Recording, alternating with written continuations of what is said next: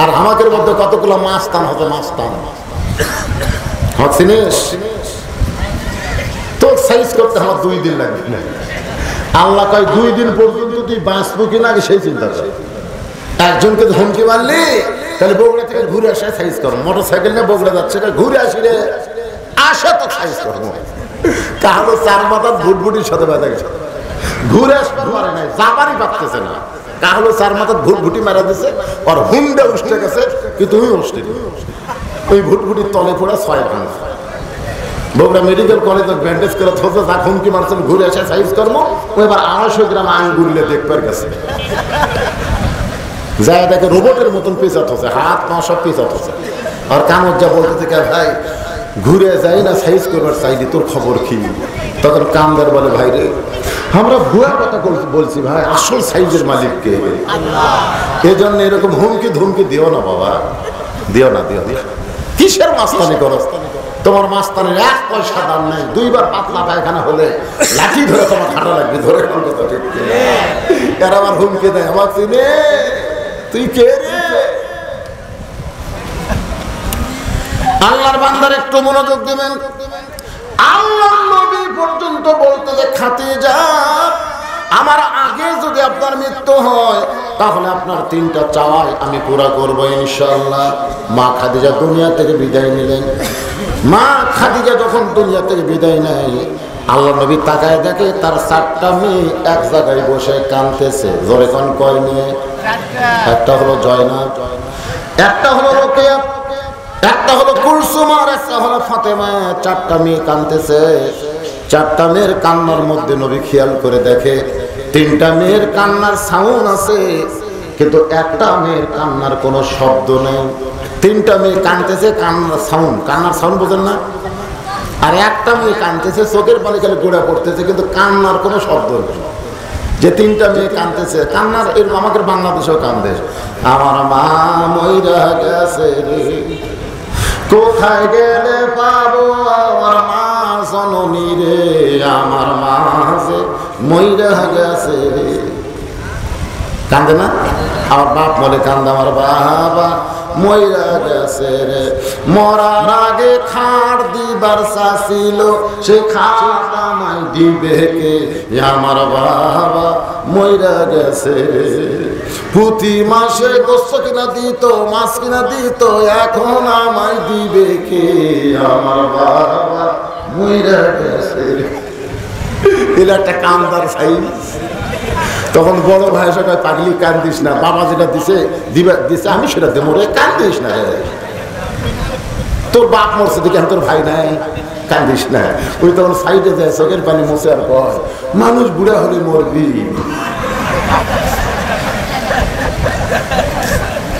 এরকম মেয়ে আছে না? না, আল্লাহ রাসূল বলেছেন মেয়েদের জন্য জোরে কোরআন তেলাওয়াত করা জায়েজ নাই। মেয়েরা যে জোরে কোরআন তেলাওয়াত করবে, পরপুরুষ শুনবে, এটাই জায়েজ নাই। আর মেয়েরা কাঁদবে, গোটা পাড়ার লোকেরা শুনবে, এটা জায়েজ। আল্লাহ নবী তাকায় দেখে একটা মেয়ে কাঁদতেছে, চোখের পানি দিয়ে কান ভিজে যায়, কিন্তু কান্নার কোনো শব্দ নেই। ওই মেয়েটার নাম হলো ফাতেমা। জোরে কোন নাম কি? আল্লাহ নবী ডাক দিলেন, ফাতেমা তুমি একটু ঘরের মধ্যে আসো। মা ফাতেমা যখন ঘরের মধ্যে যায়, নবী বললেন, ফাতেমা তোমার মা দুনিয়া থেকে বিদায় নেওয়ার সময় আমাকে ওসিয়ত করেছে, তোমার মাকে তোমার গোসল করার লাগবে।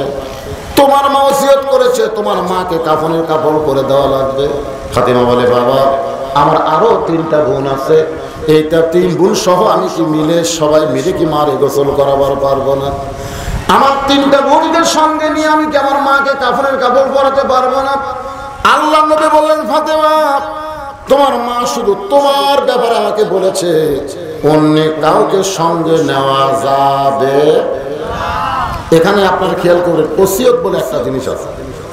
আপনি মরার আগে ওসিয়ত করতে পারবেন যে আমি মরে গেলে নামাজিরা যেন আমার কবর খোঁড়ে, বেনামাজি যেন আমার কবরের পাশে যাবার না পারে। এতে যদি আপনার জানাজায় লোক কম হয় হোক, কিন্তু বেনামাজি যায় নামাজির জানাজা পড়লে কিন্তু লাভ নাই, লস হবে। মাইকিং করেছে জোহরের নামাজের পরে জানাজা হবে, অনেক মানুষ জোহরের নামাজ না পড়ে জানাজাত শামিল হচ্ছে, এরকম আছে না? না যেরকম আছে না, জোহর নামাজ পরে হবে কিন্তু ওরা এখন জোহর নামাজ না পড়ে সরাসরি জানাজাত যে আল্লাহু আকবার। আল্লাহ কয় আল্লাহ এরা ফরজ জোহর নামাজ বাদ দিয়ে জানাজাত শামিল হয়ে খবর কি? বলে এরা জানাজায় অংশ নেওয়া মানে মুর্দার আযাব বাড়ানো। এই জন্য আপনাদের ওসিয়ত করা লাগবে কোনো বেনামাজি আমার কবরে ধার দিয়ে যেন তাবান না করে, কারণ বেনামাজিরা হলো কাফের, বেনামাজিরা হলো বেঈমান। রাসূল বলেছে লা সালাতা লা ঈমান, যার নামাজ নাই তার ঈমানই নাই। ওই আবার জানাজাত যা করবে কিরা? লা সালাতা লা দীন, যার নামাজ নাই তার কোনো ধর্ম নাই। এখন হিন্দু যদি আপনার জানাজাত গিয়ে দাঁড়ায় আপনার লাভ হবে না লস হবে? তাহলে যে লোকটা ফজর পড়েনি জোহর পড়েনি জানাজা পড়তেছে বুঝবেন ওই মান তারা সালাতু মুতাম্মিদান ফাকাত কাফারা। মুত্তাফাকুন আলাইহি, বুখারী এবং মুসলিম শরীফে কিতাবুল সালাত মিশকাত শরীফে হাদিস খানা কয়েক জায়গায় আছে যে ইচ্ছা করে একটা ওয়াক্ত নামাজ বাদ দিল সে আল্লাহর সঙ্গে গাদ্দারি করলো, আল্লাহর সঙ্গে কুফরি করলো। জোরে করে নাউজুবিল্লাহ। তাহলে আপনি ওসিয়ত করবেন আপনার কবর খুঁড়বে কারা? কথা কন না কেন? আপনাকে এলাকায় মানুষ বললে কবর খোঁড়ে কারা? আপনাকে এলাকার মানুষ বললে কবর কারা খোঁড়ে? তো এটা ঠিকই কথা, তো কথা ওই কয় আপনারা কন না দেখুন একলা ধরে কিসের নামাজে আমার এলাকায় খুঁজে পাইনি। আমার এলাকার কবর খুঁড়বার গেলে আগে 5 প্যাকেট সিগারেট নেয়, আগেই দেখা সিগারেট দাও কবর খুঁড়ে যাচ্ছি। ওরা কবর খোলবার যাওয়ার সময় সিগারেট ধরাছে, যাওয়ার সময় সিগারেট নিয়ে কবর খুঁড়তেছে, যে কবরের ডিরেকশন দিচ্ছে যাই বলতেছে এইভাবে এইভাবে খোঁড়, ওর মুখত একটা যাই কোদাল ধরতে ওই একটা মুখত দিয়ে মারতেছে, যাই খুন্তি ধরছে ওর মুখতে একটা, যাই মাটি তুলতেছে ওর মুখতে একটা সিগারেট। কবরের যত ফেরেশতা গোরস্থানে আসলো সব সাইডে দেখা যায়। আল্লাহ কয় ফেরেশতার খবর কি? বলে যে হারে বিড়ি খাচ্ছে আল্লাহ ধার দিয়ে দেওয়া যাচ্ছে না, কারণ ফেরেশতারা দুর্গন্ধ সহ্য করতে পারে। যারা কবর খুঁড়তেছে সিগারেটের পাশা কবরের মধ্যে পড়তেছে, মাটির সঙ্গে মিশাল হয়ে যাচ্ছে ধোঁয়া, কবরটা দুর্গন্ধ হয়ে গেছে। কবরে মাটিতে সবাই যখন চলে যায় মুনকির নাকির এসে যে কবরের মধ্যে শুয়ে আছে আর মাথার চুল ধরে তুলবে, ওই বলবে ভাই আপনারা কারা? তাই মুনকির নাকির তো প্রশ্ন বাদ দেয় চুল ধরে তুললেন কেন? চুল ধরে তোলার কারণ হলো তোর কবর খুঁড়ছে কোন বিড়ি খোর আগে কর, এই তোর কবর বিড়ি বিড়ি গন্ধায় কেন? লোকটা বলবে আমি কি করব? বলে মরার আগে তোকে খেয়াল করা দরকার ছিল, যেই বাড়িতে তুমি ঘুমাতে পারবে না 2-4 বছর পরে মরে যাবে, সেই বাড়ি করতে যদি তুমি ভালো মিস্ত্রি খোঁজো, তুমি 3 তলা একটা বাড়ি করতে কোন মিস্ত্রি বাড়ি করলে তোমার বাড়ি লাস্টিং করবে, তোমার বাড়ি ভালো হবে, দুনিয়ার বাড়িতে থাকতে পারবে না, সেই বাড়ি যদি তুমি ভালো মিস্ত্রি দিয়ে তৈরি করে নাও, যেই কবরে তোমাকে 50,000 বছর থাকা লাগবে, সেই কবর বানানোরও ভালো মিস্ত্রি তোমার খোঁজা দরকার ছিল। যেই বাড়িতে আমরা থাকতে পারবো না সেই বাড়ি খারাপ মিস্ত্রি করে না ভালো মিস্ত্রি? এ কথা বল না কেন? যেই কবরে 50,000 বছর থাকা লাগবে, সেই কবর খোলার জন্য সেই বাড়ি বানানোর জন্য একটা ভালো মিস্ত্রির দরকার আছে না নাই? জীবিত থাকতে আপনি ওসিয়ত করবেন আমার কবর নামাজিরা খুঁড়বে। নামাজিকে দরকার হলে 5 জন কবর খননওয়ালাকে 25,000 টাকা আপনি দিবেন। আপনার কি টাকার অভাব পড়ছে নাকি? আপনি যে বাড়ি থাকতে পারবেন না 1 কোটি টাকা দিয়ে বানাচ্ছেন, থাকতে পারবেন না সেই বাড়ি যদি 1 কোটি টাকা দিয়ে বানান, 50,000 বছর যেই বাড়ি থাকা লাগবে সেই বাড়ি খোলার জন্য 25,000 টাকা খরচ করা যাবে না? যাবে না? 5টা নামাজের টাকা দিয়ে তোমার আগে থাকে আমার শরীর ভালো না ভাই, তোরা 25,000 টাকা নিয়ে থতো, এটা কিসের টাকা? বলে আমি মরে গেলে তোরা কবর খুলবি। না না লাগবে না, কারণ দিলাম পারে টাকার অভাব আমার, এই 25,000 টাকা তো তোরকে খাইয়ে দিলাম। যা মসজিদের মুয়াজ্জিনকে যা বলতেন চাচা আমি মরে গেলে আপনি আমাকে গোসল করাবেন, টাকা 10,000। আল্লাহ নবী বলেছেন কিয়ামতের দিনে সবচাইতে আল্লাহ বেশি সম্মান দিবে মুয়াজ্জিনকে। সুবহানাল্লাহ বলেন। মুয়াজ্জিনের মাথা শুধু ভরে থাকবে না, আল্লাহ নিজের হাত দিয়ে মুয়াজ্জিনের মাথায় এমন একটা টুপি পরায় দিবে যে টুপিতে পূর্ণিমার চাঁদের আলো ঝরবে। সেই মুয়াজ্জিনকে বললেন আপনি ভালো মানুষ, আপনার আযান শুনে মানুষ মসজিদে নামাজ পড়তে আসে, আপনি আমাকে গোসল করায় দিবেন, আপনি আমাকে কাফনের কাপড় পরায় দেবেন, এই ধরেন 10,000 টাকা। আপনার কি টাকার অভাব নাকি?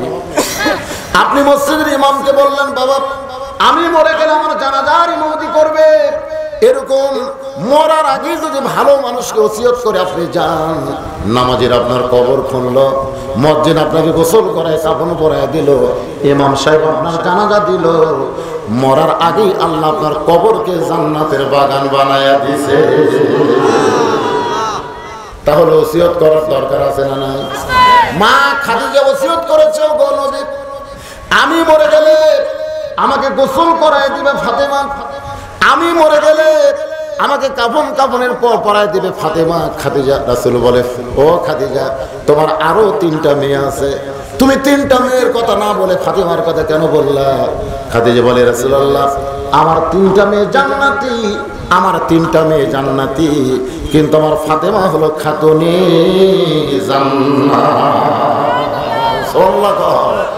আমার 3টা মেয়ে কি বুঝলেন? জয়নাব, রোকেয়া, কুলসুমেরা কি জান্নাতি, কিন্তু আমার ফাতেমা শুধু জান্নাতি নয়, আমার ফাতেমা হলো খাতুনে জান্নাত। ওই খাতুনে জান্নাতের হাতের পরশ যদি আমার শরীরে থাকে, তার পরশে যদি আমার কাপড়ের কাপড় গায়ে ওঠে, আমার বিশ্বাস আল্লাহ আমার সঙ্গে কবরে ভালো ব্যবহার করবে। রাসূল বলেন, ফাতেমা তুমি তোমার মাকে গোসল করে দাও। মা ফাতেমা খাদিজাকে গোসল করানোর জন্য ঘরের মধ্যে ঢুকলেন, নিজে একাই গোসল করানোর পরে আল্লাহর নবীর কাছে এসে বললেন, বাবা মাকে তো আমি গোসল করাই দিলাম, এখন আমার মাকে কাফনের কাপড় পরাতে হবে। আল্লাহর নবী ওই জুব্বাখানা বের করে এনে ফাতেমার হাতে তুলে দিচ্ছেন। কোন জুব্বা? যেই জুব্বা পরা অবস্থায় ফেরেশতা জিবরাইল নবীর সঙ্গে কোলাকুলি করেছে, যেই জুব্বা পরা অবস্থায় কোরআনের প্রথম 5টা আয়াত আল্লাহ নবীর প্রতি নাজিল করেছে, যেই জুব্বা পরে নবী 3.5 বছর গারে হীরার মধ্যে সাধনা করেছে, এই জুব্বাখানা নবী এনে ফাতেমার হাতে দিয়ে বলতেছে, মা এই জুব্বাটা তোমার মাকে কাফনের কাপড় হিসাবে পরায় দাও। ফাতেমা ছোট বাচ্চার মতন কান্না শুরু করে দেয়। আল্লাহ রাসূল বলে, ফাতেমা কি কারণে কাঁদতেছো? ফাতেমা বলে, বাবা আমি সব সময় মায়ের কাছে থাকতাম। সুবহানাল্লাহ, কর না কেন? আমি সব সময় মায়ের কাছে থাকতাম, সব সময় মায়ের কাছে থাকার কারণে মায়ের জীবনের অনেক কিছু আমার জানা আছে। কারণ যে মেয়েটা সব সময় মায়ের কাছে থাকে, ওই মেয়েটা কিন্তু এক সময় মায়ের বন্ধু হয়ে যায়। ধরে কেন যায় কে জানি না। একদিন খাদিজা বলতে, ফাতেমা তুমি কি আমার বিয়ার খবর জানো? গল্প উঠছে তো। খাদিজা বলতেছে, ফাতেমা তুমি কি আমার বিয়ার খবর জানো? বলতেছে, মা আপনার যখন বিয়ে হয়েছিল তখন আমি কোথায় ছিলাম? খাদিজা চমকে উঠছে, মানে তখন তো ফাতেমা হয়নি। কি কারণ বিয়ার আগে নিয়ে হয় নাকি? ধরে কেন হয়, কিন্তু গল্পের তালে বলে দিচ্ছে যে আমার যখন বিয়ে হয়েছিল তুমি কি আমার খবর জানো? ফাতেমা বলে, মা আমি তখন কোথায় ছিলাম? মা খাদিজা চমকে উঠে বলতেছে, তোমার তো তখন জন্মই হয় নাই। ফাতেমা বলে, মা তাহলে তুমি কেন এমন করে বলতেছো? আমার মনে হয় তোমার বিয়ের খবর কঠিন একটা। খাদিজা বলতেছে, ফাতেমা রে 40 বছরের বিধবা, আমি যখন 40 বছরের বিধবা, গোটা মক্কার ভিতরে সবচাইতে ধনবতী রমণী আমি ছিলাম, আমার মতন ধনবতী কেউ ছিল না। ঠিক অমন সময় তোমার বাবা আমার বাড়িতে রাখালি করত। যেই কইছে রাখালি করত, মা ফাতেমা রাগ করে কয়, শুনবো না আমার বাবার রাখালের কথা আমি শুনবো না।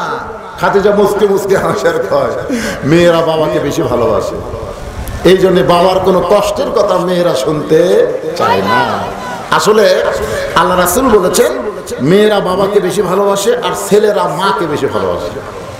মেয়েরা কাকে ভালোবাসে আর ছেলেরা? আর এখনকার বাবা দেখবেন মেয়েকে ফাঁকি দেয়।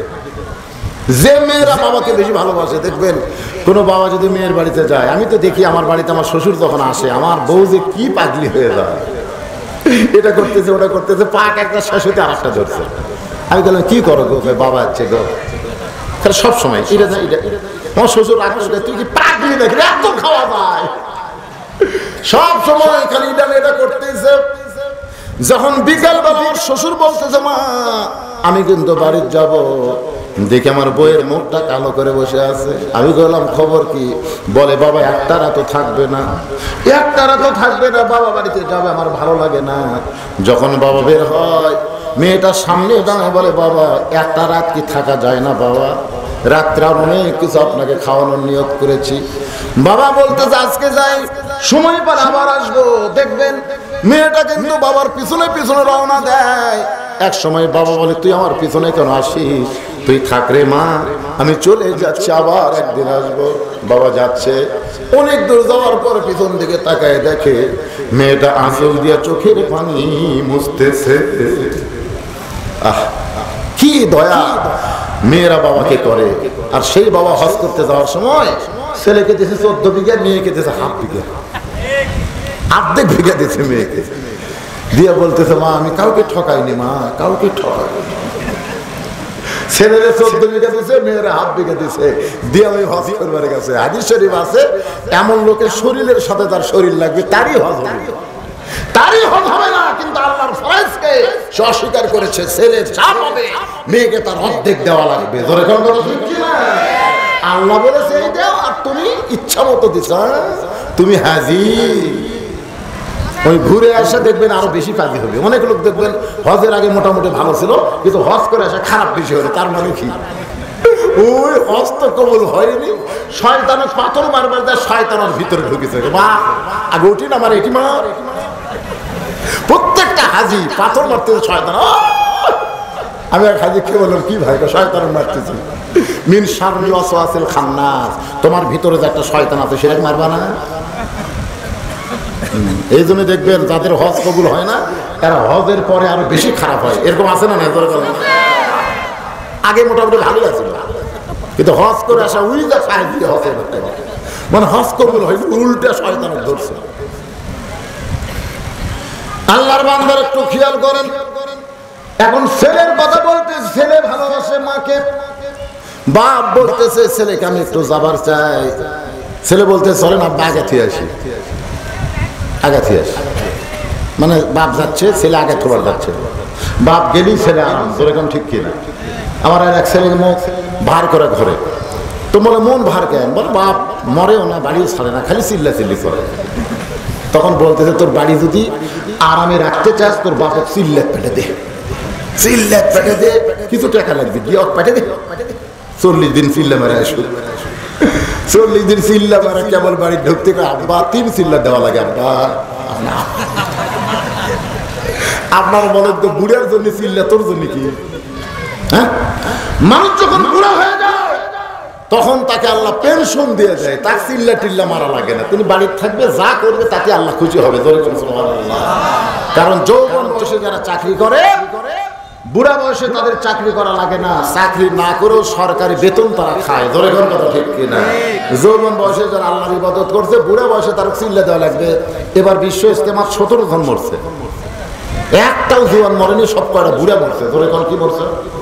কেন বুড়া মরছে? এত ঠান্ডার মধ্যে ইজতেমা বুঝেন, ওই ঠান্ডার চোটে ডায়রিয়া ধরে মরছে রে।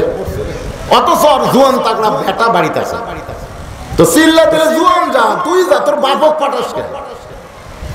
একটু খেয়াল করবেন। ফাতেমা বলতেছে মা আমার বাবা রাখাল, আমি শুনবো না। খাদিজা বলে পাগলি রাগ করছিস কেন? তোমার বাবা যখন রাখালি করত, আমি বেলকনিতে বসে আছি, এমন সময় দেখি অনেকগুলো রাখাল দুপুর বেলায় ঘরের মধ্যে বিশ্রাম করতেছে। আমি আশ্চর্য হয়ে গেলাম। আমার হাজার হাজার উর্দুম্বা মাটি ময়দানে রাখালগুলো দুপুর বেলায় ঘরে বিশ্রাম করে। আমি রাখালের সর্দারকে ডাক দিয়ে বললাম, ও রাখালের সর্দার, তুমি এত বড় সাহসী কেমনে হলে? আমার হাজার হাজার উর্দুম্বা বাদ দিয়ে তুমি রাখালগুলো নিয়ে ঘরের মধ্যে বিশ্রাম করো। রাখালের সর্দার মুচকে মুচকে হাসি আর বলে, মালকিন, খাদিজাকে তারা সম্পদশীলা হিসেবে মালকিন সম্মান করতেন। মালকিন, ভাগ্য গুণে আমরা এমন একটা রাখাল পেয়েছি যে রাখাল চাকরিতে জয়েন করার পরে আপনার উদ্দুম্বা গুলো সব ভদ্র হয়ে গেছে। আপনার উদ্দুম্বা গুলো সব ভদ্র হয়ে গেছে। রাখাল যা বলে উদ্দুম্বা তাই শোনে। রাখাল যদি বলে খাও তাহলে দুম্বা খায়, রাখাল যদি বলে খাওয়া বন্ধ করো সঙ্গে সঙ্গে খাওয়া বন্ধ করে দেয়। রাখাল যদি বলে চলো সঙ্গে সঙ্গে উটের লাইনে উট, দুম্বার লাইনে দুম্বা রাস্তা নেয়। খাদিজা বলতেছে, রে রাখালের সর্দার, এমন গাঁজাখড়ি কথা কেমনে বলতেছো? জন্তু জানোয়ার কোনোদিন মানুষ রাখালের বাধ্য হয় না। রাখালের সর্দার বলে, মালকিন যদি আপনার বিশ্বাস না হয় তাহলে আপনি তদন্ত করে দেখতে পারেন। খাদিজা বলে, ফাতেমা, ওই রাখালের সর্দারের কথায় তোমার বাবা রাখালকে আমি 40 বছরের খাদিজা তদন্ত করার জন্য বের হলাম। খাদিজা বলে, ফাতেমা রে, আমি তদন্ত করতে গিয়ে দেখি সূর্যের তাপে পাহাড় পোড়া গন্ধ, সূর্যের তাপে বালু পোড়া গন্ধ, সূর্যের এত তাপ পাহাড় পোড়া বালু পোড়া গন্ধ বের হয়েছে। আমি আশ্চর্য হলাম, তাকায় দেখে তোমার বাবা রাখাল সূর্যের ভিতরেই, কিন্তু সূর্যের তাপ তার মাথার উপরে নাই। আমি চিন্তা করলাম চারিদিকে সূর্যের রোদ পড়তেছে, তোমার বাবার উপরে কেন নাই?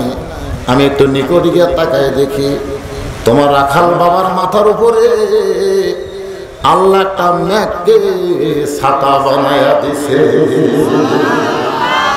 তোমার রাখাল বাবা যেই দিকে যায় মেঘটাও সেই দিকে যায়, যখন বসে মেঘটা নিচের দিকে চলে আসে। আমি খাদিজা আশ্চর্য হলাম, এটা কেমন মানুষ, এটা কেমন মানুষ, মেঘ তার মাথার উপর ছাতা হয়েছে। আমি আর একটু নিকটে যখন গেছি দেখি একটা বাতাস, ও ফাতেমা, তোমার রাখাল বাবার শরীরে ধাক্কা দিয়া ওই বাতাসটা আমার নাকের মধ্যে ঢুকছে। ওটা বাতাস নয় রে, ওটা যেন জান্নাতের দরজা খুলে আল্লাহ মিশক আম্বরের সুগন্ধ পাঠায়া দিছে। আমি 40 বছরের খাদিজা, আমি আশ্চর্য হইয়া তোমার বাবা রাখালের আর একটু নিকটে যাই। নিকটে গিয়ে তাকায় দেখি চোখের ভুরু দুইটা জোড়া, ডাগর ডাগর নয়ন, গোলাপের পাপড়ির মতন মুখের দুইটা ঠোঁট। আমি আশ্চর্য হয়ে গেলাম, মানুষ কোনোদিন এত সুন্দর হয়? 400 গ্রহ তারা, তারি নূরের ইশারা, নইলে যে অন্ধকারে ডুবিত এই ধরনী। সবাই বলেন নবী মোর পরশমণি, নবী মোর সোনার খনি, নবী নাম ভাবে যে জন সেই তো দোজা হানের ধনী। আমি এক দৌড়ে চলে আইছি। ফাতেমা বলে, মা আপনি দৌড়ে কেন আইছেন? খাদিজা বলে, শোনো রে মা, তুমি একটু মনোযোগ দিয়ে শোনো। আমি ঘরের মধ্যে ঢুকি, দরজা বন্ধ করে দিলাম।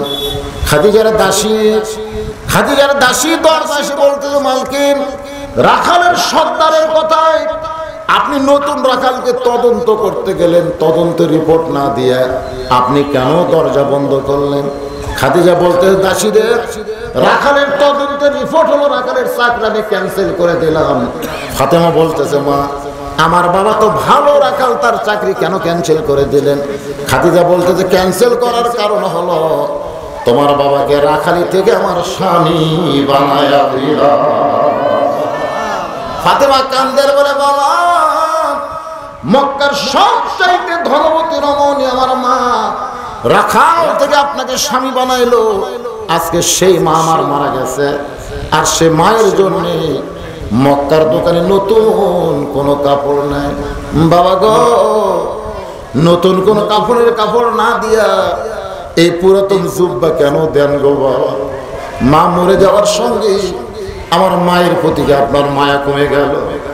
আল্লাহ রাসূল বলে, ফাতেমা দুনিয়ার দোকানে নতুন কাপড় আছে মা, নতুন কাপড় আমি না দেওয়ার পিছনে কারণ হলো এই জুব্বা আমি দেইনি মা, এই জুব্বা তোমার মা আমার কাছে চাইছে। এইটা হলো এমন একটা জুব্বা মা, যেই জুব্বার সঙ্গে আল্লাহর কোরআনের সম্পর্ক রয়েছে। আপনাদের কাছে আমার প্রশ্ন হলো, যার সঙ্গে কোরআনের সম্পর্ক থাকে আপনারা বলেন তো তার দাম বাড়ে না কমে? জোরসে বলুন। বাংলাদেশে বাড়ে, আপনারা তালের মতো করলেন। এক ছেলের মাস্টার হলো তিনটা। এক ছেলের মাস্টার কয়টা? তিনটা। একটা হলো ইংরেজি, একটা বাংলার, একটা আরবি। আপনারা বলেন তো 3 মাস্টারের মধ্যে বেতন বেশি কার হবে? তা আপনারা বলেন যে দাম বাড়ে, হিসাবে তো আরবি মাস্টারও বেশি বেতন দেওয়া দরকার, ঠিক কিনা বলেন? দাম যদি বেশি হয়, খায়রুকুম মান তাআল্লামাল কুরআনা ওয়া আল্লামা। আল্লাহ রাসূল বলেছেন ওই ব্যক্তি সবচাইতে দামি যে কোরআন শিখেছে এবং অপরকে কোরআনের শিক্ষা দেয়। কিন্তু আমরা হিসাব করে দেখলাম ইংরেজি মাস্টারকে মাস গেলে 2000 দেয়, বাংলা মাস্টারকে মাস গেলে 1500 দেয়, আর যে হুজুর আরবি পড়ায় 3 মাস হয়ে গেছে এখন পর্যন্ত বেতনই নেই। 3 মাসে বেতন নেই। 3 মাস পরে ছেলে এসে বলতেছে বাবা আমি নিজে নিজে তো কোরআন পড়ার পারি। যেই কইছে পারি তখন বাপ চমকে উঠছে। চমকে ওঠার কারণ হলো রে তোর হুজুরের কথা আমার মনেই নেই রে। 3 মাস পরে এখন ছেলের বাবা হুজুরের কাছে গিয়ে বলতেছে হুজুর আপনি এত কষ্ট করে 3টা মাস ধরে আমার ছেলেকে কোরআন পড়াচ্ছেন, হুজুর আপনি কত কষ্ট করেছেন। ইংরেজি মাস্টার মিস করে, বাংলা মাস্টার মিস করে, কিন্তু আপনার তো মিস নেই। 3 মাস ধরে এত কষ্ট করে আমার ছেলেকে আপনি কোরআন শিখালেন। আমি শুনেছি আল্লাহর কোরআন শিক্ষা দিয়ে হাদিয়া নেওয়া জায়েজ নাই। 3 মাস পরে বেতন দিছে না ফতুয়া দিছে? ফতুয়া বলেন না, যত ফতুয়া আমাদের বিরুদ্ধে, হুজুর মারা ফতুয়া। আজকে বাংলাদেশে হুজুর মারার ফতুয়া আছে। এ রাশেদ খান মিনন সংসদে যায়, কোনো কথা নেই। এই শালা যতবার সংসদে ফরর ভাই প্রত্যেকবার খালি আমাদের বিরুদ্ধে কথা কয়, জোরে করে কথা কয়। আমি চিন্তা করলাম ই মরবি না করে, ই মরবে না? আপনার কোন মরবে কি মরবে না? এই কিছুদিন আগে বাদল মরল। বাদল, যে বাদল কইছিল যে আলেমরা হলো কুত্তার জাত। সরকার আলেমরা কিসের জাত? সমস্ত আলেমকে লক্ষ্য করে কুত্তার জাত কইছে। এখন বাদল মরে গেল। ওই কিন্তু মুক্তি যোদ্ধা আর বর্তমান সরকারি এমপি ছিল, জাসদের পক্ষ থেকে এমপি ছিল। তো কিন্তু মরে গেলে আপনার জানাজা কে করে? সব আলেমই কুত্তা। সমস্ত আলেমেরা ফেসবুকে স্ট্যাটাস দিল যে বাদলের জানাজা যে আলেম করবে সমস্ত আলেমদের মধ্যে থেকে তাকে বয়কট করা হবে, সে হলো কুত্তার বাচ্চা। আসল কুত্তার বাচ্চাকে এবার দেখা যাবে। কোন মৌলবি তার জানাজা যাচ্ছে না। শেষ পর্যন্ত ওই সময় জশ্নে জুলুস বোঝেন? এদের 12 তারিখে রবিউলের 12 তারিখে যে একটা অনুষ্ঠান হয় ঈদে মিলাদুন নবী, ওটা পাকিস্তান থেকে একজন আসছিল দাড়ি চাচা, রাজাকারের বাচ্চা। মুক্তিযোদ্ধার জানাজা পড়লো রাজাকার। ধরে কানকে আল্লাহর মায়ের দুনিয়ার মায়ের। বাংলাদেশের কোন আলেম তার জানাজাত নাই, কিন্তু সংসদ ভবনে এমপি হওয়ার কারণে একটা জানাজা হলো। ওই জানাজা অল্প মানুষের, একজন ইমাম সাহেব আলেম সাহেব তার জানাজা পড়ালো। পরের দিন তাকে ধরলো যে তুমি একজন আলেম হইয়া যে আলেমকে কুত্তার বাচ্চা বলেছে তার জানাজা কেন পড়লা? ফেসবুকে স্ট্যাটাস দিছে, ওই আলেম স্ট্যাটাস দিছে আমি জানাজা পড়াছি ঠিকই কিন্তু পড়িনি। মারাত্মক একটা, এটা কিন্তু সব লোক বুঝতে পারবেন, এটা হলো ইলমে মারিফত। আমি জানাজা পড়াছি ঠিকই কিন্তু পড়িনি। এখন বলেন তো মমতার যে কয় না ইমামেরা নামাজ পড়ায় নিজে নামাজ পড়ে না। ওরে শরীয়তের মাওলানা 14টা করলা কানা, কোরআন হলো 90 পারা, তোমরা খুঁজা পাইলা না। ইমামেরা পড়ায় নামাজ, নিজে নামাজ পড়ে না। আগে করে মন আখেরের কাজ, ধ্যান যোগে হয় দিলের নামাজ। ও তোমার পাঞ্জে গানা নামাজ পড়া লাগবে।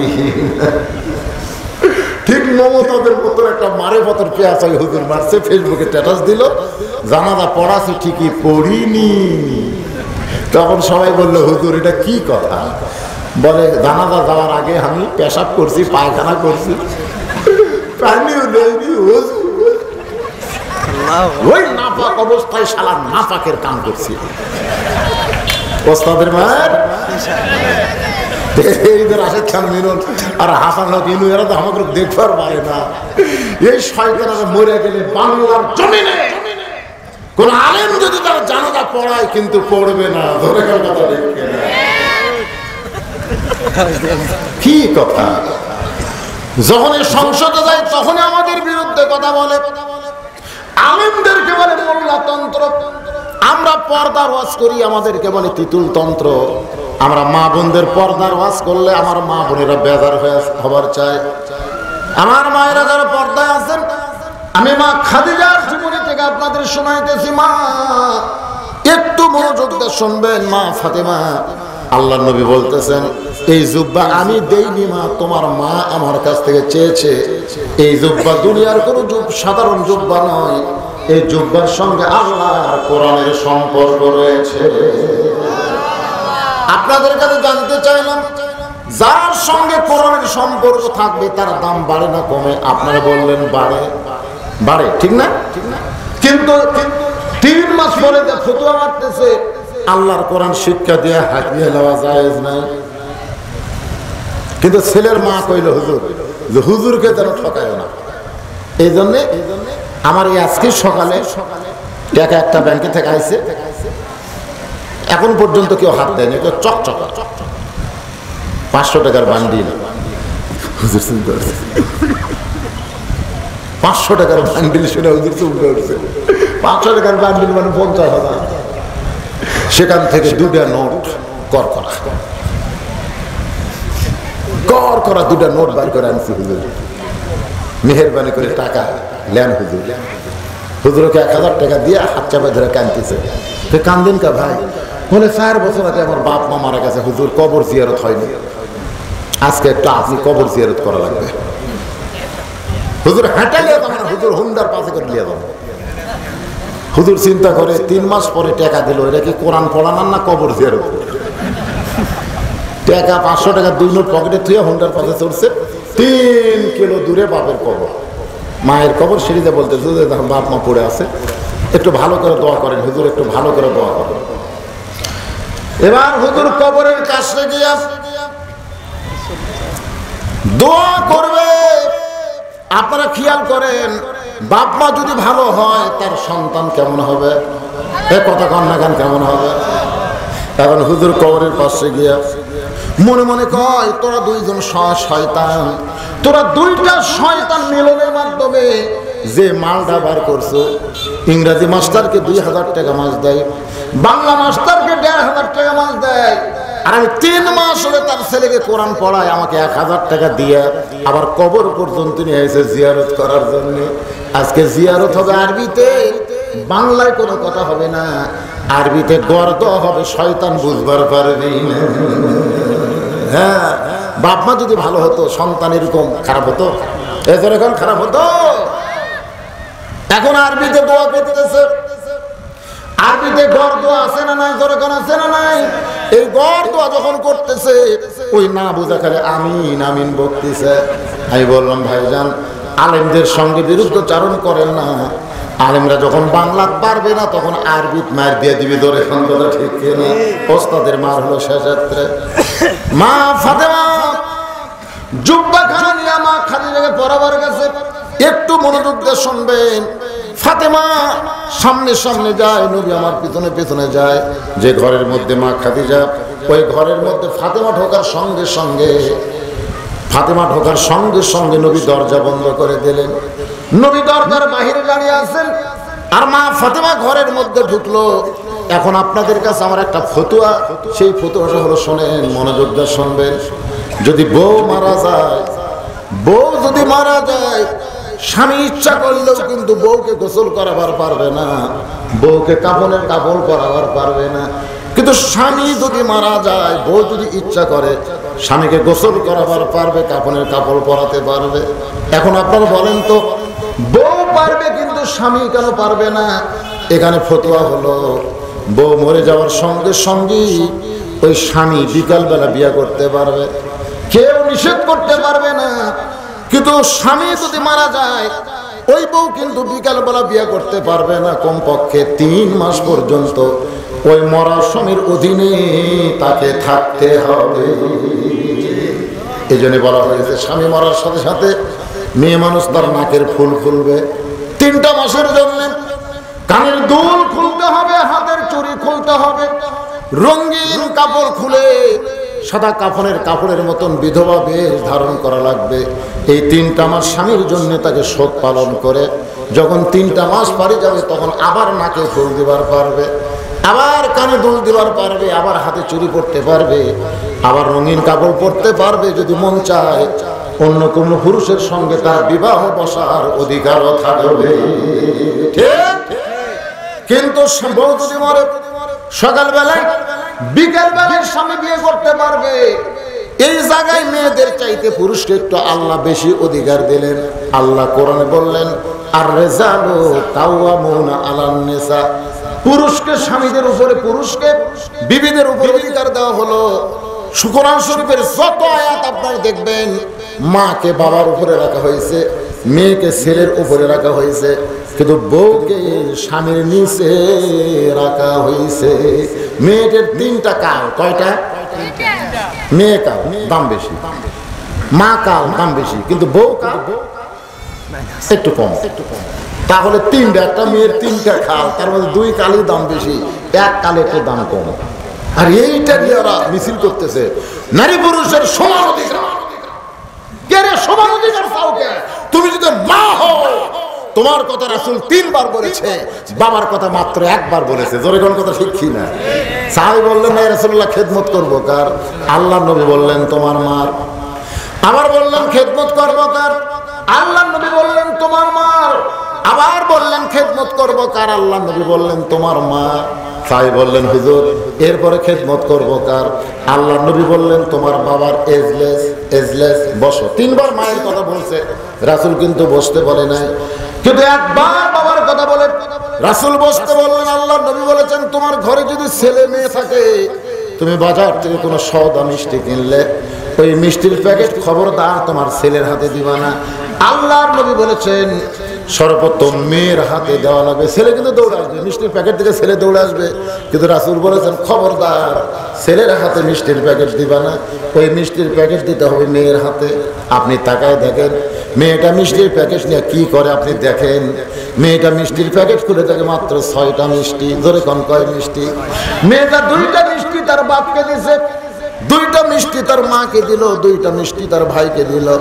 বাবা বলতেছে মা 6টা মিষ্টি আনলাম, তুই তো 2টা করে দিয়ে শেষ করে দিলি, তোর ভাগে যে কিছুই থাকলো না। মেয়েটা মুচকে মুচকে হাসে আর বলে বাবা আপনারা খালি আমার খাওয়া। আল্লাহ রাসূল বলেন ভুল করে মিষ্টির প্যাকেট যদি তুমি ছেলের হাতে দাও, ছেলে কিন্তু প্যাকেট খুলে মিষ্টির দিকে তাকায়া 2টা একবারে মুখত মারবি। 2 মিষ্টি একবারে মুখের মধ্যে ঢুকেছে, গাল ফুলে তুলিছে, আর 4টা হাত দিয়ে ধরে আছে। বাপ বলতেছে বাবু মিষ্টি 2টা মুখের মধ্যে ঢুকাইলা, 4টা হাতের মধ্যে রাখলা, খবর কি? বলে বাবার কি মিষ্টি নাই? এত অল্প মিষ্টি আনছো কেন? আমি কাউকে দিব না। চিন্তা করে দেখে, এই জন্য মেয়ের দাম বেশি। রাসূল বললেন একটা মেয়ের বাপ জান্নাতি, 2টা মেয়ের বাপ জান্নাতি, 3টা মেয়ের বাপ আমি নবীর সঙ্গে জান্নাতি। বেজার হচ্ছে? সুবহানাল্লাহ জোরে কোন? শুধুমাত্র স্বামীকে আল্লাহ বলেছেন আর রিজালু কাওয়ামুনা আলান নিসা, পুরুষ একটু নারীদের উপরে থাকবে। এই পুরুষ হলো স্বামী আর নারী হলো বউ। আপনার বউ কি স্বামীকে বইয়ের উপরে থাকবেন না নিচে থাকবেন? নিচে থাকবেন? আপনার বইয়ের নিচে থাকবেন? নিচে? ও আমার ওয়াজে শোনেন নাই পদ্মার চরে অস্থায়ী ঘর, জ্বালা জ্বালানি হঠাৎ উঠছে ঝড়, চাটাইয়ের ঘর। ওই ঘর ওরা অস্থায়ী ভাবে বানাইছে, পদ্মার চরে মাছ ধরে বিক্রি করে, মাছের মৌসুমে ঘর বানাচ্ছে চাটাই দিয়ে। কিন্তু একদিন হঠাৎ উঠছে ঝড়, এত জোরে ঝড় উঠছে চরের বালু খালি উঠতেছে, 1-8 ঘন্টা হয় ঝড় থামে না। স্বামী জ্বালা বলে বউ রে আমার পেশাব লাগছে, দরজা খোলা যাবে না, খুললি বালু এসে ঘর পাকা যাবে। স্বামী বলে তাহলে ঘরের মধ্যে পেশাব করি। বউ বলে এত বড় মানুষ ঘরের মধ্যে পেশাব করলে দুর্গন্ধে থাকা যাবে না। স্বামী বলে তাহলে করব কি, আমার তো বাঁচার বুদ্ধি নাই। বউ বলে একটা কাম করো, তুমি আমার কান্দে চড়ো, তুমি আমার কান্দে চড়ো, উপরে চাটায় একটা শুটুং করো, ওই শুটুং যে যন্ত্র বার করে তুমি পেশাব করো। এবার বইয়ের কথা মতো ওই সামান্য চাটাই কাটে ওই দিক দিয়ে যন্ত্র বার করে পেশাব করছে। 1-8 ঘন্টা হয় ঝড় থামে না।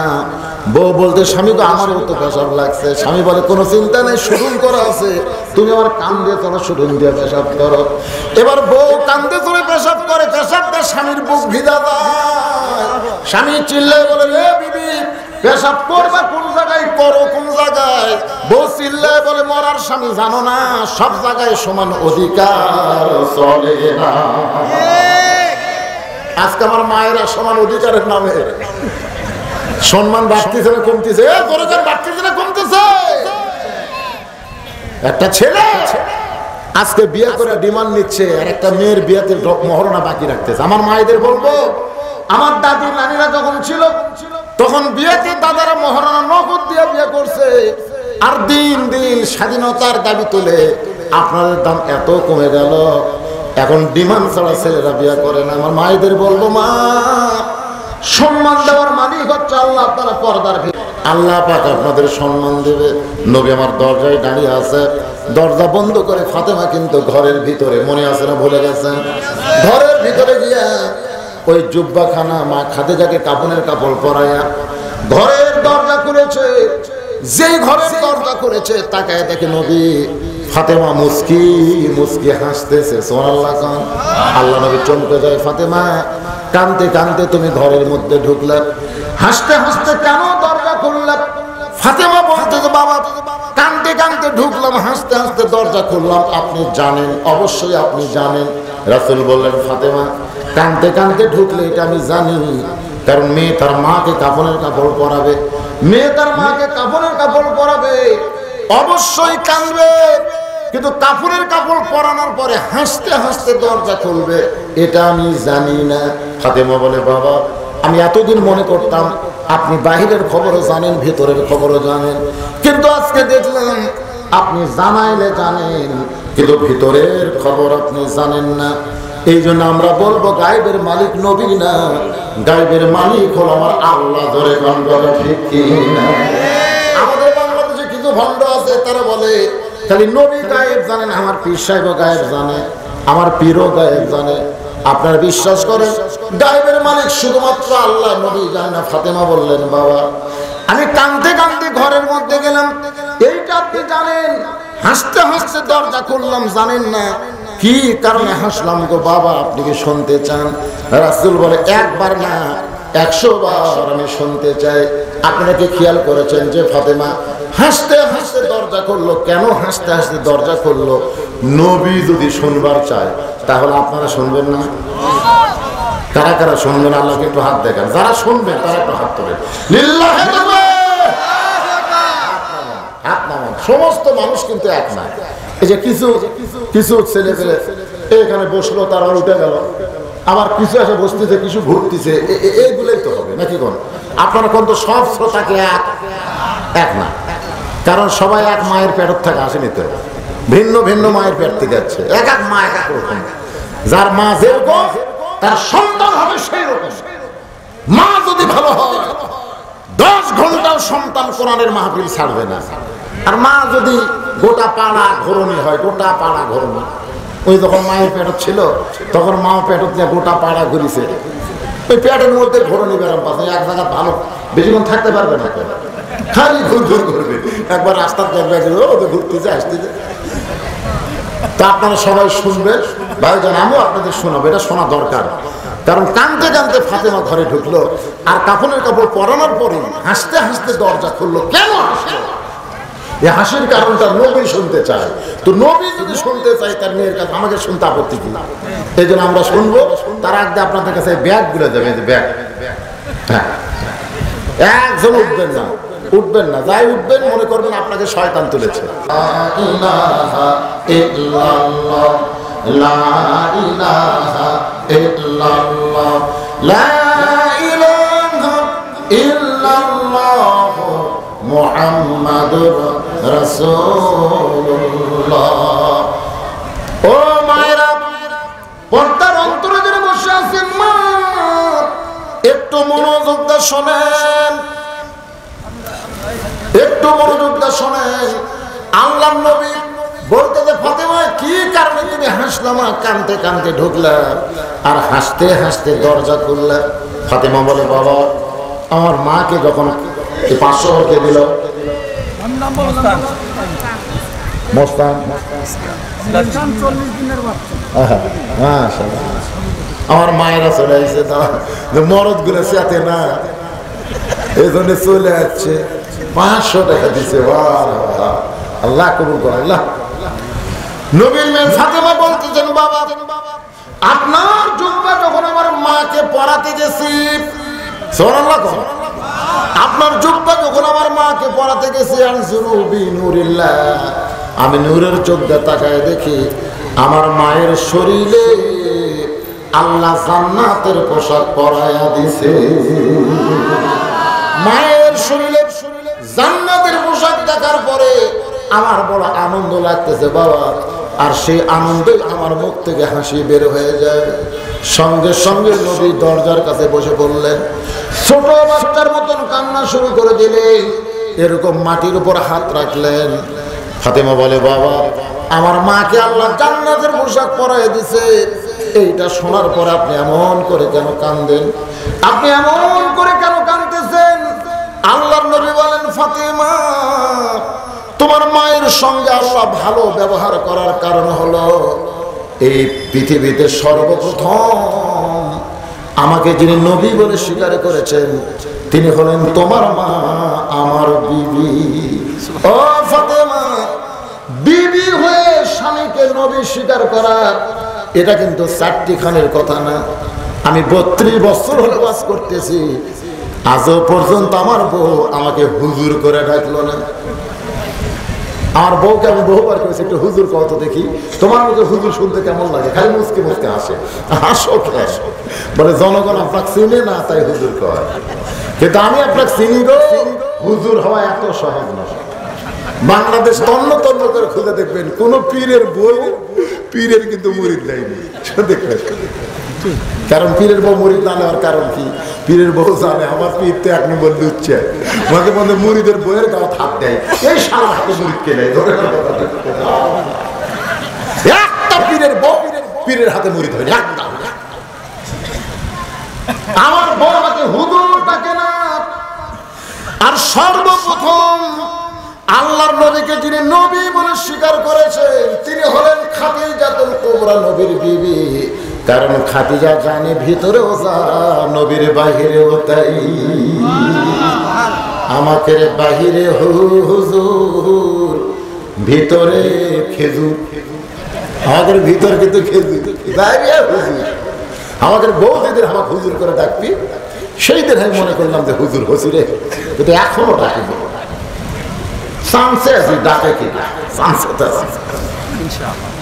কি মনে করতেছে? আল্লাহ নবী বললেন, ফাতেমা সর্বপ্রথম আমাকে নবী বলে স্বীকার করে তার সমস্ত সম্পদ আল্লাহর হাতে দিয়ে দিছে। আমার হাতে দেওয়া মানে আল্লাহর হাতে দেওয়া, সুবহানাল্লাহ। এই কারণে আল্লাহ তার সঙ্গে ভালো ব্যবহার করছে। নবী আমার নিজের হাতে খাদিজাতুল কুবরাকে কবরের মধ্যে নামায় দিচ্ছেন। নবীর চোখ দিয়ে দর দর করে পানি পড়তেছে। আবু বকর বলে, রাসূলুল্লাহ এমন করে যদি আপনি কাঁদেন তাহলে আমরা সহ্য করব কেমনে? রাসূল বলে, খাদিজা, রাসূল বলে, আবু বকর আমি যখন খাদিজাকে কবরে নামাচ্ছি তোমরা মনে করো না আমি এখন নবী আছি। আবু বকর, আমার খাদিজাকে কবরে নামানোর সময় আমি হলাম পৃথিবীর সবচাইতে হতভাগ্য স্বামী। এই খাদিজা যতদিন জীবিত ছিল আমি নবী দ্বিতীয় কোনো বিয়ে করতে পারি নাই। খাদিজা বহুদিন আমার কানে কানে বলছে, নবী গো এই বুড়ির সঙ্গে সংসার করতে গিয়া আপনার যৌবন নষ্ট করেন না, আপনি আর একটা বিয়ে করেন। আমি খাদিজার কবরে চুমাতে বলেছিলাম, খাদিজা তুমি যদি আমার বউ হইতা তাহলে অবশ্যই আমি আর একটা বিয়ে করতাম, কিন্তু তুমি আমার বউ না। বিয়ের সময় আমার চাচা যখন তোমার হাতে তুলে দিছে সেদিন থেকে দেখেছি তুমি হইলা আমার দরদ। সাহাবীরা রে, আজকে খাদিজার লাশ কবরে নামাইতে গিয়ে আমার চোখের পানি বের হওয়ার কারণ হলো বহু রাত্রে খাদিজার ঘরের দরজায় আমি দাঁড়ানো মাত্র খাদিজা দরজা খুলে দেয়। আমি কোনোদিন খাদিজা বলে ডাক দেওয়ার চান্স পাই নাই, শুধুমাত্র দরজায় দাঁড়াইছি। সেটা 2টা বাজুক 3টা বাজুক সঙ্গে সঙ্গে দরজা খুলে যায়। নবী বলেন খাদিজা কলেমার দাওয়াত দিয়া এক এক রাত্রে এক এক সময় আসা মাত্র তুমি দরজা খুলে দাও। তোমার তো আমি কোনোদিন ডাক দেওয়ার চান্স পাইলাম না। ও খাদিজা তুমি কি ঘুমাও না? খাদিজা বলে নবী গো আপনি না ঘুমাইলে আমি কোনোদিন ঘুমাই না। আপনি কলেমার দাওয়াত নিয়ে মানুষের দরজায় দরজায় ঘুরবে আর আমি খাদিজা ঘুম পারবো এমন বউ আমি না। আমি দরজার কাছে নাকটা লাগায় দাঁড়িয়ে থাকি, আপনি যখন আসেন মেশক আম্বরের সুগন্ধ আমার নাকের মধ্যে ঢুকে যায়, আমি দরজা খুলে দিই। নবী বলেন খাদিজা তাহলে কি আপনি ঘুমাবেন না? খাদিজা বলে ইয়া রাসূলুল্লাহ আমি সেই দিন একলা ঘুমাবো যেদিন আমার মরণ হবে। নবী বলেন সাহাবীরা রে আমার খাদিজা একলা ঘুমায় গেছে, আমি নবী চাইলেও খাদিজার সঙ্গে আর ঘুমাতে পারবো না। চোখের পানি দিয়ে খাদিজাকে কবরের মধ্যে নামাইয়া নবী আমার কবর থেকে উঠে দাঁড়ালে। সবাই মিলে খাদিজার কবরে মাটি দেওয়া হলো। সমস্ত সাহাবী মাটি দিয়ে যখন চলে যায় নবী আমার ইতিমের মতন কবরে একবার পুতানে যায় একবার শীতানে যায়, একবার মাথার কাছে একবার পায়ের কাছে, কবরের উপর দিয়ে নবী হাত এভাবে কবর সমান করে বাজান গো নবী কান্দে। কখন নবী তার আসমানের দিকে তাকায়, ঘন্টার পর ঘন্টা চলে যায়, মুনকির নাকির কবরে আসে না। আল্লাহ নবী বলে আল্লাহ আমার খাদিজার কবরে কি আপনি মুনকির নাকির পাঠাবেন না? আল্লাহ বলে হাবিব আপনি কি জন্য কবরের পাশে ঘন্টার পর ঘন্টা বসে আছেন দাঁড়িয়ে আছেন? রাসূল বলে আল্লাহ আপনি জানেন আমার খাদিজা বলেছে মুনকির নাকির উত্তর আমাকে দেওয়া লাগবে।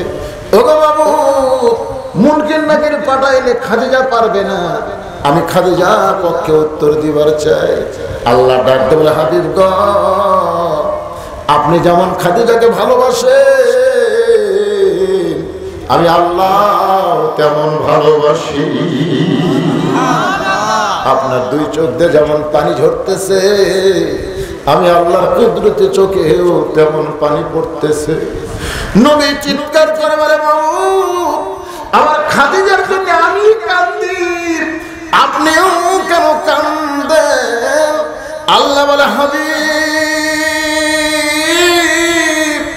দুনিয়ার সবাই ঘুমিয়েছিল আমি ঘুমাইনি, আমার খাদিজা ঘুমাইনি। ওই কবরের কথা মনে করে দুনিয়ার জীবনে খাদিজা এমন কান্না কাঁদছে যে দুনিয়া থেকে কবরের কথা মনে করে কাঁদবে। আমি আল্লাহ তাকে নতুন করে কবরে কান্দাবো না। তার মুনকির নাকিরকে না পাঠায় আমি আল্লাহ খাদিজার পক্ষে উত্তর দিয়া দিলাম।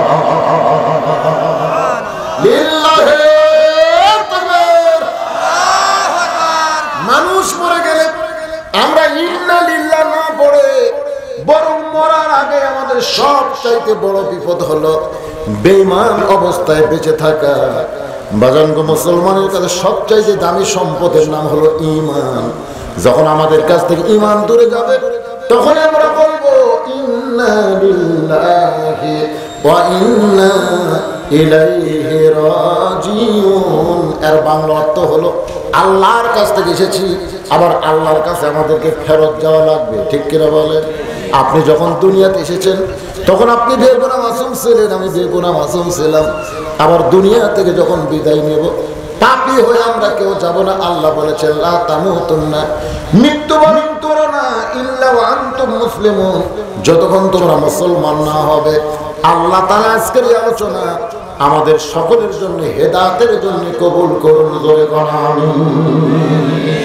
আস্তাগফিরুল্লাহ পড়ে আস্তাগফিরুল্লাহ রব্বি মিন কুল্লি জামবি ওয়া তুবু ইলাইহি লা হাওলা ওয়ালা কুওয়াতা ইল্লা বিল্লাহিল আলিয়্যিল আযীম। আগামীকাল রাত 12টা পর্যন্ত কমপক্ষে আলোচনা হবে।